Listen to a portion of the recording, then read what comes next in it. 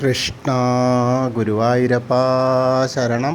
ഗുരുവായൂരപ്പൻ്റെ ഉച്ചപൂജയും കളഭാലങ്കാരമൊക്കെ കഴിഞ്ഞു, നട തുറന്നു. അപ്പോൾ നമുക്ക് ഗുരുവായൂരപ്പനെ കാണാൻ പോകണ്ടേ? എല്ലാവരും വരൂ കേട്ടോ, ഗുരുവായൂരപ്പനെ കാണാം. ഗുരുവായൂരപ്പൻ്റെ ചതുർബാഹുവായ വിഗ്രഹത്തിൽ ഏത് രൂപത്തിലാണ് കളഭാലങ്കാരത്തിൽ വിഗ്രഹത്തിൽ തെളിഞ്ഞിരിക്കുന്നതെന്ന് അറിയില്ല. നമുക്ക് പോയി നോക്കാം. ആദ്യം തന്നെ കിഴക്കേ നടയിലുള്ള മഞ്ജുളാലിനെ ഒന്ന് വന്ന് പ്രദക്ഷിണം ചെയ്യാം. അപ്പോൾ വെങ്കല ഗരുഡ ശില്പവും അതേപോലെ കുചേലൻ്റെ ശില്പമൊക്കെ കാണാം. അതൊക്കെ കണ്ട് അങ്ങനെ വന്ന് അത്തിമര ഗണപതി ക്ഷേത്രത്തിൽ വന്ന് ഗണേശനെ കണ്ട് തൊഴാം. ഗണേശനെ കണ്ട് സങ്കടമൊക്കെ പറഞ്ഞ് എല്ലാറ്റിനും എന്താ പറയുക, ഒരു സർവ്വവിഘ്നങ്ങളും മാറ്റിത്തരാൻ വേണ്ടിയിട്ടൊക്കെ പ്രാർത്ഥിക്കാം. അതുപോലെ മുട്ടറക്കണമെങ്കിൽ മുട്ടറക്കാം. നമുക്ക് സ്വന്തം പോയിട്ട് നാളികേരം വാങ്ങി മുട്ടറക്കാൻ പറ്റും, അതിനുള്ള സൗകര്യമുണ്ട്. അതൊക്കെ കഴിഞ്ഞ് നമ്മൾ നേരെ ഗോപുരവാതിൽ കടന്ന് അകത്തേക്ക് വരികയാണ്. അകത്തേക്ക് വരുമ്പോൾ കൊടിമരവും അതേപോലെ വലിയ ബലിക്കല്ലും ഗജരാജൻ കേശവൻ്റെ 2 കൊമ്പുകളും നടുക്കുള്ള ലക്ഷ്മി ദേവീനെയൊക്കെ കണ്ട് തൊഴുത്, ഇന്നിപ്പോൾ പ്രത്യേകിച്ച് മേലേക്ക് നോക്കിക്കഴിഞ്ഞാൽ നരസിംഹസ്വാമിയുടെ വലിയ 6x4 ഒരു പുതിയ പെയിൻറ്റിങ് അവിടെ സ്ഥാപിച്ചിട്ടുണ്ട്. അത് കാണാം. ഇന്ന് നരസിംഹസ്വാമിയുടെ ജയന്തിയാണ്. ഇന്നലെ രാത്രി 7:15 മുതൽ തുടങ്ങി, ഇന്നിപ്പോൾ രാത്രി 9:15 9:16 വരെയൊക്കെ ഉണ്ട്. പക്ഷേ എന്നിരുന്നാലും ഇന്നത്തെ ത്രിസന്ധ്യയ്ക്കാണ് അതിൻ്റെ പ്രാധാന്യം കൂടുതൽ. അപ്പോൾ എന്തായാലും ആ ഒരു സന്ദർഭം ഉണ്ടായി. ഇന്നലത്തെ 1-2 കാര്യങ്ങൾ വന്നതിൽ ഒരു നല്ല കാര്യം തന്നെയാണ് അത്. അതേപോലെ നമ്മളെ നമ്പീശൻ്റെ ആ ഒരു സ്മരണ ഉണർത്തുന്ന കാര്യം, അതൊക്കെ നന്നായിട്ടുണ്ട്. എന്തായാലും നമുക്ക് തൊഴാനായിട്ട് കയറിയാം. അങ്ങനെ വാതിൽപ്പടി കയറുമ്പോൾ ഇടതുവശത്തെ മേൽപ്പത്തൂരിൻ്റെ പീഠവും ആ കിടാവിളക്കൊക്കെ കാണാം. അത് കഴിഞ്ഞ് വലതേ വശത്തെ ആദ്യത്തെ തൂണ് കണ്ട് തൊഴുത് നമ്മൾ ഭഗവാന്റെ ശ്രീലകത്തേക്ക് നോക്കുകയാണ്. ശ്രീലകത്തേക്ക് നോക്കുമ്പോൾ ഉണ്ണിയുടെ കാൽപാദങ്ങൾ കാണാണ്ട്, കാൽത്തളകൾ അണിഞ്ഞിട്ടുണ്ട്. നല്ല കാണാൻ രസമുള്ള ഉണ്ണി കേട്ടോ, നല്ല തടിച്ചു വരേണ്ട ഒരു ഉണ്ണി. അതിങ്ങനെ ആകെ തിളങ്ങുകയാണ് ഈ നെയ്വിളക്കിൻ്റെ പ്രഭയിലേ. അതെന്താ വെച്ചാൽ ആ പട്ടിൻ്റെ സൈഡൊക്കെ ഇങ്ങനെ കാണുമ്പോഴേ ആ കസവൊക്കെ ഇങ്ങനെ ഒട്ടിച്ച് വെച്ചിട്ടുണ്ടല്ലേ, അപ്പോൾ അതിങ്ങനെ കാണാൻ നല്ല രസമുണ്ട്. അതേമാതിരി പട്ട് കോണ കൊടുത്തിട്ടുണ്ട്. അരമണി കിങ്ങിണിയൊക്കെ ഇങ്ങനെ ചാർത്തിയിട്ടുണ്ട്. കിങ്ങിണിയുടെ ആ വള്ളികളിങ്ങനെ നാന്ന് കടന്ന് കിടക്കുന്നുണ്ട്. അതേപോലെ തന്നെ മുകളിലേക്ക് ഇങ്ങനെ നോക്കിയാൽ ഒരു മാങ്ങാമാല, ഒരു പതക്കം പോലത്തെ മാല, ഒരു വളയം പോലത്തെ മാല, ഒരു ഗോപി തിലകം, ധാരാളം തിലകങ്ങളൊക്കെ ചാർത്തിയിട്ടുണ്ട്. അതേപോലെ കയ്യിൻ്റെ തോൾവളകളിൽ 2 ഗോപി തിലക വെച്ചിട്ടുണ്ട്. കൈവളകൾ കാണാണ്ട്. വലത്തെ കയ്യിൽ വെണ്ണുരുളുണ്ട്, ഇടത്തെ കയ്യിൽ പൊന്നോടക്കുഴൽ ഇങ്ങനെ അരയിൽ ചാർത്തി ഇങ്ങനെ വെച്ചിട്ടുണ്ട്. അരയിൽ വെച്ചിട്ട് അതിൻ്റെ മുകളിൽ ഇങ്ങനെ പിടിച്ചിട്ടുണ്ട്. എന്താ ഉള്ളത് വെച്ചാൽ അരയുടെ മുകളിൽ ഒരു കയറുണ്ട്.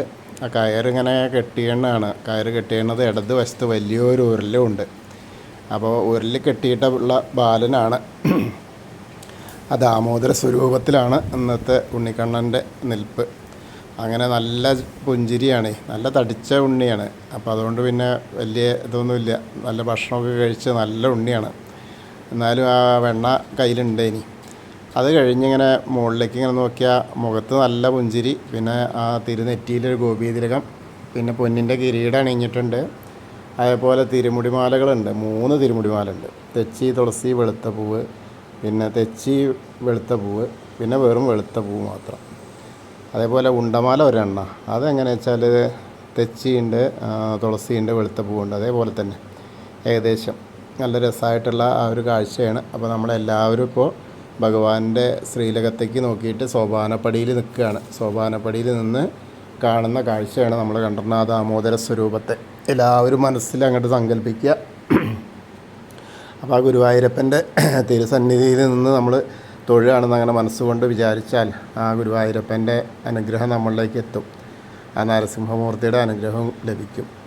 അങ്ങനെ നമ്മൾ അവിടുന്ന് തൊഴുത് ഇറങ്ങിക്കഴിഞ്ഞാൽ അഗ്നികോണിലുള്ള ബലിക്കല്ലും അതേപോലെ തിടപ്പള്ളിയും ആലിലക്കണ്ണനെയൊക്കെ കണ്ട് തൊഴുത് സപ്തമാതാക്കളെയും കണ്ട് തൊഴാം. പിന്നീട് ഗണേശൻ്റെ അടുത്തേക്ക് വരിക, ഗണേശനെ കണ്ട് തൊഴാം. അവിടെ കിരീടമൊക്കെ വെച്ചിട്ടുണ്ട്. അതേപോലെ മുഖത്തൊക്കെ കളഭം ചാർത്തിയിട്ടുണ്ട്, പാവ് കൊണ്ട് ഉടുപ്പിച്ചിട്ടുണ്ട്. ഒരു മഞ്ഞ പട്ട് അവിടെ മടക്കി വെച്ചിട്ടുണ്ട്. ഒരു ഇതുമുണ്ട്, എന്താ പറയുക, കദളിപ്പഴമുണ്ട്. ഇപ്പോൾ ഗണേശനെ കണ്ട് പ്രാർത്ഥിക്കാം. ഏകദന്തം മഹാകായം തപ്തകാഞ്ചന സന്നിഭം ലംബോദരം വിശാലാക്ഷം വന്ദേഹം ഗണനായകം. അത് കഴിഞ്ഞ് സരസ്വതി അരയ്ക്ക് നോക്കുക, സരസ്വതി ദേവീനെ കാണുക. സരസ്വതി നമസ്തുഭ്യം വരദേ കാമരൂപിണി വിദ്യാരംഭം കരിഷ്യാമി സിദ്ധിർഭവതു മേ സദാ.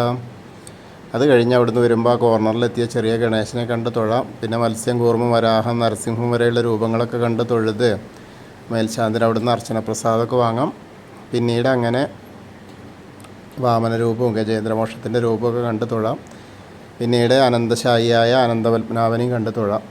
അവിടെ ഇന്ന് ധാരാളം മാലകളുണ്ട്.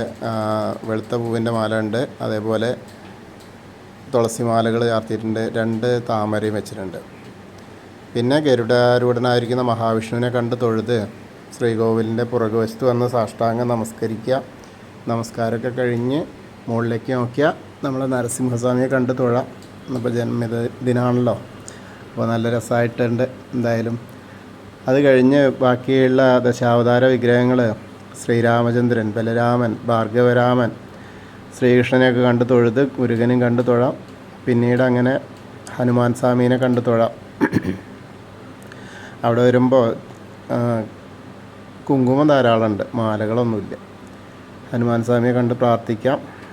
ത്വമസ്മിൻ കാര്യനിര്യാഗേ പ്രമാണം ഹരിസത്തമാനുമാൻ യജ്ഞമാസ്തായ ദുഃഖക്ഷയകരോ ഭവ മനോജവം മാരുതതുല്യവേഗം ജിതേന്ദ്രിയം ബുദ്ധിമതാം വരിഷ്ഠം വാതാത്മജം വാനരയൂതമുഖ്യം ശ്രീരാമദൂതം ശിരസാ നമാമി. ബുദ്ധിർബലം യശോധൈര്യം നിർഭയത്വം അരോഗത അജാഡ്യം വാക്പടുത്തം ഹനുമസ്മരണാത് ഭവേത്. ഓം നമോ ഭഗവതേ ആഞ്ജനേയായ മഹാബലായ സ്വാഹ. അങ്ങനെ തൊഴുത് അവിടുന്ന് വരുമ്പോൾ രാധാകൃഷ്ണ വിഗ്രഹവും കാളിയമർദ്ദന രൂപവും വെണ്ണക്കണ്ണനെയൊക്കെ കണ്ട് തൊഴാം. പിന്നീട് ഓവിൻ്റെ അവിടെ വന്ന് പ്രാർത്ഥിക്കാം. തൊട്ടടുത്തുള്ള താമരക്കണ്ണനെയും കണ്ട് തൊഴാം. അതേപോലെ തന്നെ കിഴക്ക് വശത്തേക്ക് മുകളിലേക്ക് നോക്കിയാൽ കൊടിമരം കണ്ട് തൊഴാം. മണിക്കിണറും ഭഗവാന്റെ നൃത്താറിയും കിടാവിളക്കൊക്കെ കണ്ട് തൊഴുത് നേരെ നമ്മൾ വടക്കേ നടക്ക് അടുത്തുള്ള കുറൂരമ്മയും നാരദരും മേൽപ്പത്തൂരിനെയും വസുദേവരെയൊക്കെ കണ്ട് തൊഴുത് വടക്കേ നടയിൽ കൂടെ പുറത്ത് വന്ന് പ്രസാദ കൗണ്ടറിന് അവിടെ നിന്ന് ചന്ദനവും തീർത്തും വാങ്ങാം. പിന്നീട് ഇടത്തരികത്തുകാവിലെ ഭഗവതിയുടെ അടുത്തേക്ക് പോവാം.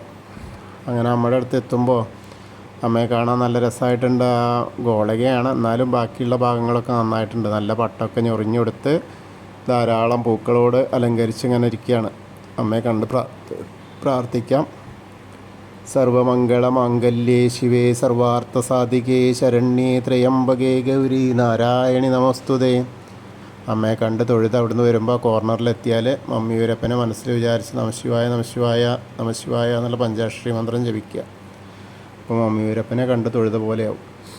പിന്നീട് നമ്മൾ അവിടുന്ന് പോന്ന് കൊടിമരത്തിൻ്റെ അവിടെ വന്ന് വീണ്ടും ഭഗവാന്റെ ശ്രീലകത്തേക്ക് നോക്കി ആ ദാമോദര സ്വരൂപത്തെ കണ്ട് തൊഴാം. പിന്നീട് കൂത്തമ്പലത്തിൽ വന്ന് തൊഴുത് നമസ്കരിക്കാം. അങ്ങനെ അയ്യപ്പസ്വാമീനെയും കണ്ട് തൊഴുത് പ്രാർത്ഥിക്കാം. ഭൂതനാഥ സദാനന്ദ സർവഭൂതദയാപര രക്ഷ രക്ഷ മഹാബാഹോ ശാസ്തേ സ്തുഭ്യം നമോ നമ. അത് കഴിഞ്ഞ് അവിടുന്ന് ഇങ്ങനെ വരുമ്പോൾ നേരെ പടിഞ്ഞാറ നടയിലുള്ള ദീപസ്തംഭത്തിൻ്റെ മുകളിലുള്ള വേണുഗോപാലിനെയും കൊടിമരത്തിൻ്റെ മുകളിലുള്ള ഗരുഡധ്വജനെയും കണ്ട് തൊഴുത് നേരെ രുദ്രതീർത്ഥ കുളത്തെ പ്രദക്ഷിണം ചെയ്യുക. പ്രദക്ഷിണം ചെയ്യുമ്പോൾ നടുക്കുള്ള കാളിയമർദ്ദന രൂപിയെ കണ്ട് തൊഴാം.